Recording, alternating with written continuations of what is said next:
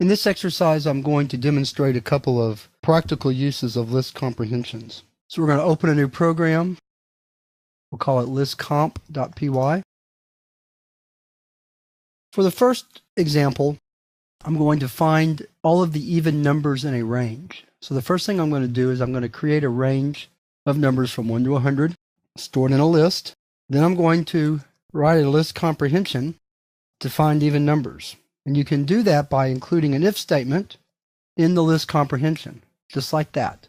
So we're saying pull out x for x in n if x mod 2 is equal to 0. Remember that any number mod 2, if it's equal to 0, then it's even. Here we're replacing some sort of computation, like square x or divide x by some number, with an if statement that will return x if this condition is met. So when we're finished, we can print the list of even numbers. So let's save it. Run our program, and there's our even numbers, 2 through 100. And if you notice, they're all even. So that's one example. Let's look at one more example. Let's say I want to print the length of all of the words in a sentence. So here's my sentence. I need to continue it on the next line, like so.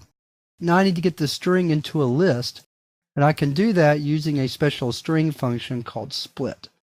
Split takes a single argument, a delimiter, and then it will break up a string into list elements at that delimiter. So what I'm telling here is to split sentence on space and store each resulting word in the list words.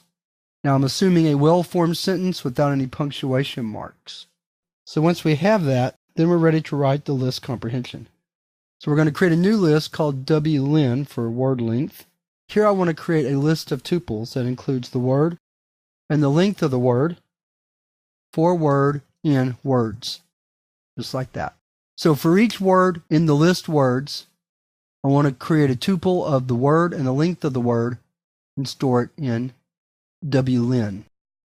Then when I'm finished, I can say for I in wlen print I. So let's save it.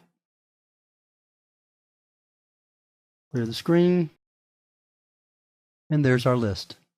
As an exercise for the viewer, you can take this and sort it into order so that the smallest words are at the top and the largest words are at the bottom.